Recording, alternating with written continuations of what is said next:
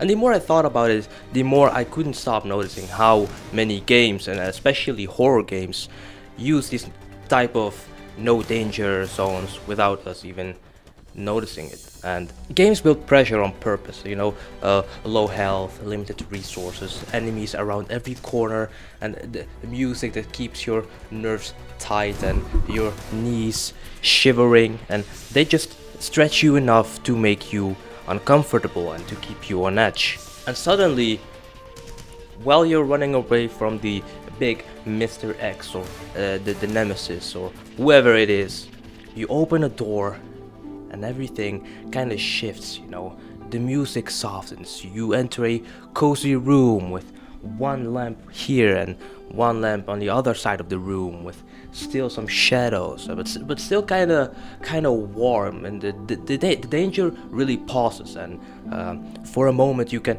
really breathe again. The world outside didn't really disappear at all. It's just kind of on hold, but you've stepped into a pocket of relief, and that relief only works because you kind of trust it, which is why that tram you use through the whole game which is why that tram in Dead Space still lives rent-free in my head. You step inside thinking finally a moment of peace, but and spaces like that are supposed to be safe transitions. They literally exist to hide and replace loading screens. And the doors close and you relax for a little bit and you think, oh yeah, very nice, and then boom, the tram suddenly stops because of a malfunction, and doors go half the way open, and you hear those necromorph sounds coming closer and closer, and you get really scared and the tension is really high. Really fuck that tram, The game takes that expectation of safety and just kind of flips it on you. And that's the thing. Safe rooms aren't really about safety, they're about contrast, if you know what I mean. So fear only works because relief exists. And without those pauses, intensity just turns into noise and your brain kind of stops caring about them. And that's why the soft piano in Resident Evil safe havens hit so hard. That's why the glow of a bonfire in Dark Souls feels like a reward, even though nothing in the world actually changed. It's the interruption of chaos at exactly the right time. And so today, that's why I want to break down why those moments work so well. Hold on, let me just sit down a little bit. How different games design them, and what happens when developers decide to take that safety away from you in the most unexpected ways. And because those quiet little spaces aren't just save points, but they're kind of the thing that makes the fear work in those video games in the first place. So they're not the break from fear, they're what makes it hit. Take away the calm and the terror doesn't really stick. So if you want to understand why you feel that shift, we gotta talk about your brain for a bit. Okay, hold on, that one was kind of hard. Let me bring it back one more time. Hold on. No safety, no relief, no fear. That quiet little room is why the danger feels near. So if we really wanna get why it hits so clear, we gotta break down what your brain is doing up right here. I'm gonna be honest, it took me like 30 minutes to, fix this section together. Anyway, let's continue, because this is exactly the moment where, human psychology comes right in. And game designers really understand human psychology better than we sometimes realize. And safe rooms are a very, very brilliant example. They know that if a game, especially horror games, is 100% tension all the time, two things may happen. The first scenario is we get desensitized to danger. And the second one is we get exhausted and might just quit. And even the makers of Resident Evil have said that they deliberately added safe rooms as places to take a breather, because nothing but non-stop tension would be exhausting. And so safe rooms give you permission to relax for a moment, which actually makes the next scare more potent. And if you're really a psycho, just go play Outlast, the Outlast series.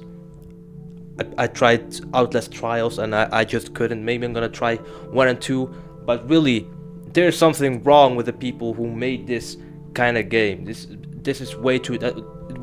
It's too much. It's too much.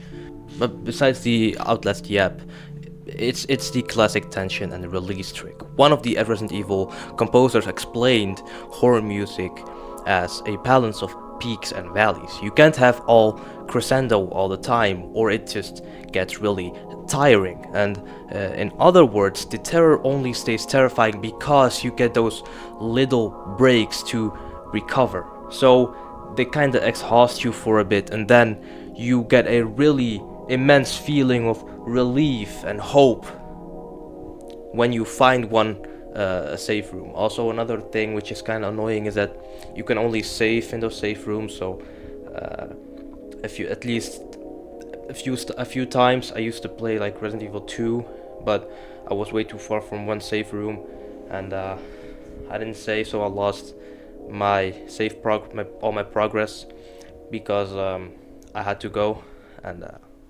yeah, yeah. And also, there's even a little bit of neuroscience behind it, and oh boy, here I go getting a little, sciencey. Researchers note that when you survive a frightening encounter and then find refuge, your brain releases dopamine, giving you a wave of relief and even pleasure. You know that, yeah, I'm safe, I made it, I don't need to worry anymore. That rush feels really good. It's positive reinforcement that actually hooks you on this cycle of fear and relief. And basically, horror games cleverly make terror enjoyable by alternating it with comfort. Think about it. Its relief wouldn't feel so sweet if the danger weren't so dire, and the danger wouldn't feel so dreadful if you didn't have that sweet relief waiting. They kind of complement each other, and safe rooms act like emotional, reset buttons for this reason. But beyond just relief, safe rooms also spark a little thing called hope. One horror developer pointed out that a huge part of what makes safe rooms impactful is the hope they give the player. The context that you might actually survive this nightmare. And that little glimmer of hope can be incredibly motivating. When you're huddled in that tiny room, patching yourself up, a part of you is thinking like, okay, you got this, and I can make it through. And that optimism, however cautious, pushes you to open that door and, plunge back into the horror outside.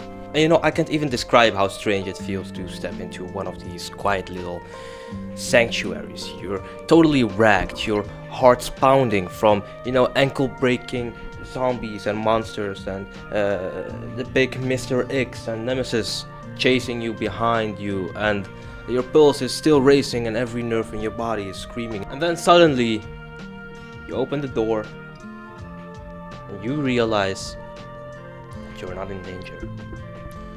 It's like halftime at a brutal football match, like I mentioned in the beginning. All the tension just pauses for a second. You're not home and you're not truly safe forever, but for the first time you can actually breathe in a well.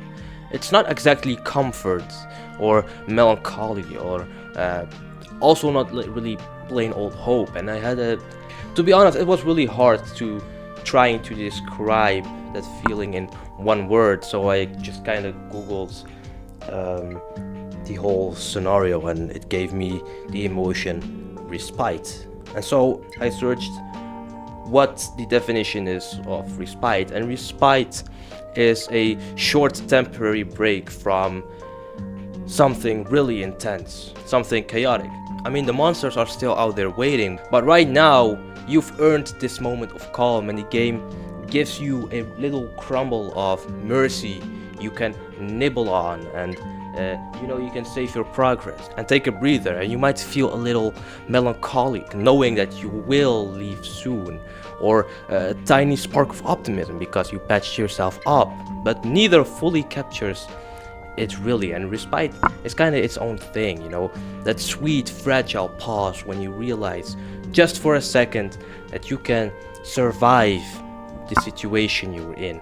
And in these quiet spaces, the world still looks eerily still. dust motes drift in a sliver of light, a battered armchair sits abandoned in the corner, and peeling paint tells you this room has seen a lot of stories and horrors before.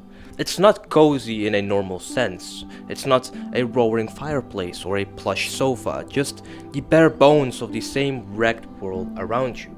And with that, the game really also doesn't make you forget that you are still in a fucked up situation. And the game really makes sure that you do not forget that this space is just a temporary place for you to, breathe for a little bit, patch yourself up, and that you really need to move on because this is not the end destination. If you know what I'm saying? Do you understand? So, in the safe rooms, maybe the light flickers a little bit overhead, or a broken window lets in a ray of sunlight. You see maybe bloodstains or cracks in the floor, cues that this place belongs to the same nightmare outside.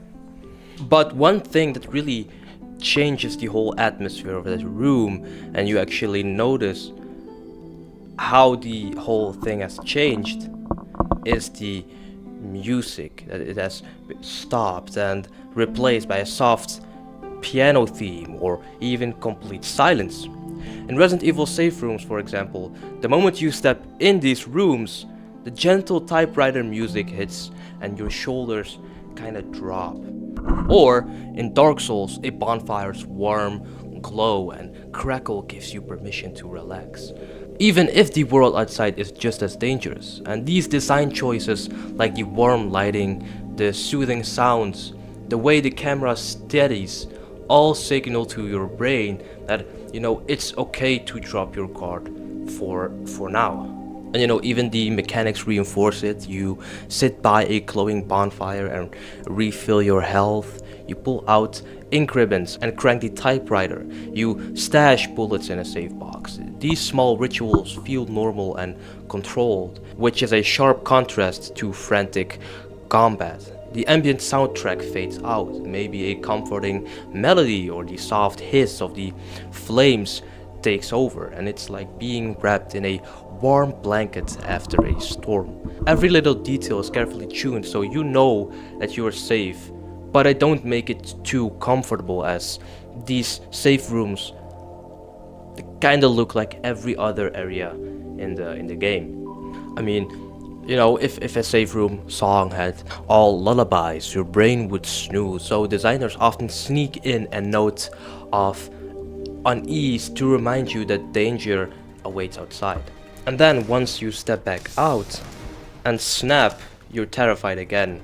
One moment you were, lulled, and the next you're face to face with the nightmare, whether it is Mr. X, Nemesis, or Shadows, or any other enemy. You open the door into a dark, silent hallway, or turn around to see some unspeakable creatures barreling forwards towards you.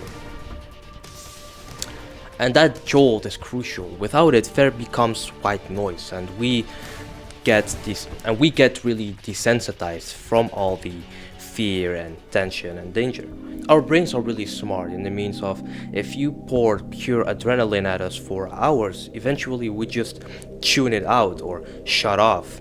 The moment of calm resets our nerve. And neurochemically, your body even rewards the relief. Surviving a scare and finding a haven releases dopamine, and you feel a rush of, reward, and you feel like you made it, and you're like calm again, and the whole thing kind of resets. This safe room high is the hook that keeps you playing and making the terror outside almost addictive.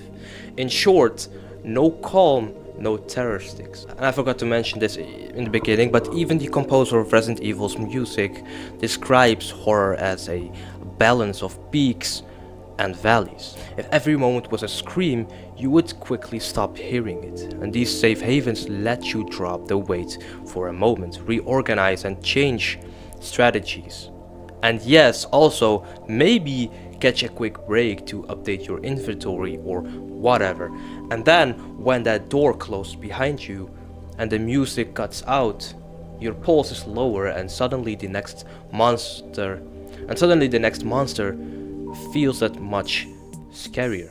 You know, sometimes I really think that I am a slow talker, and because of that I think the video is way too long and I have a lot to say about this topic, so maybe I'm just gonna cut it so it's like I'm trying to make it complete, and maybe I'm gonna make another video with all the additional details and additional things I wanna say. So if you wanna see that one coming later on, maybe next week, consider maybe a subscribe and then a like, and comment something for the algorithm so other people with the same interests can have a chance to see this as well. Thank you very much, and let's continue with the video. You know, after doing some research and, you know, playing some games to see what make these safe spaces matter in those games, I came to the conclusions that there are the three core reasons these safe spaces matter in these games. And the first one is they relieve tension. They're little pressure valves, and like, for example, you've just survived the worst, so you get permission to relax and breathe. This makes each scare a roller coaster. So you got tension, and then you release it, and then after it you get tension again, rather than a flat line of anxiety.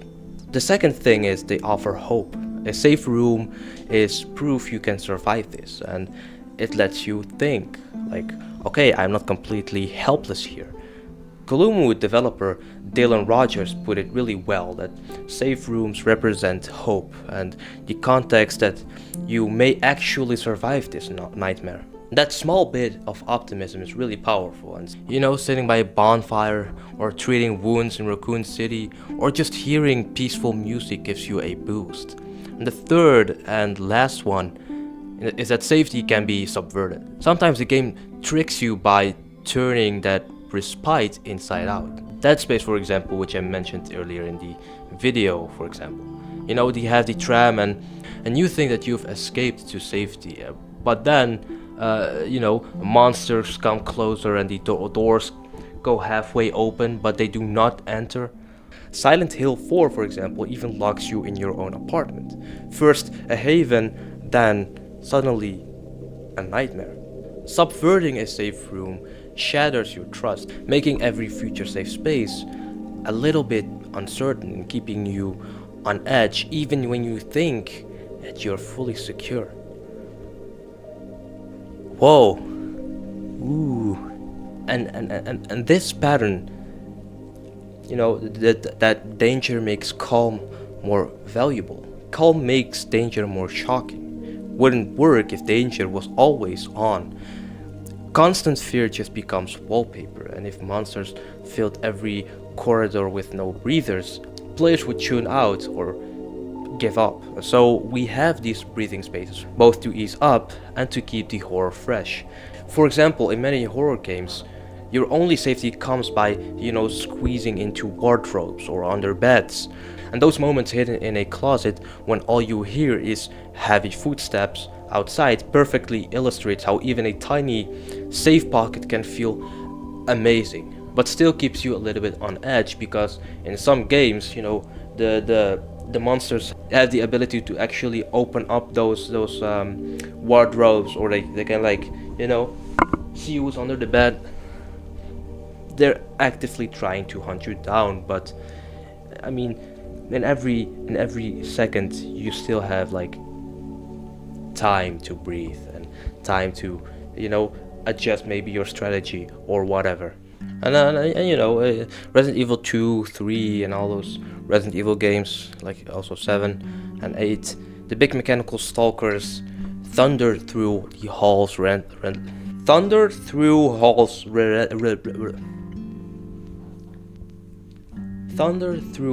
relentlessly.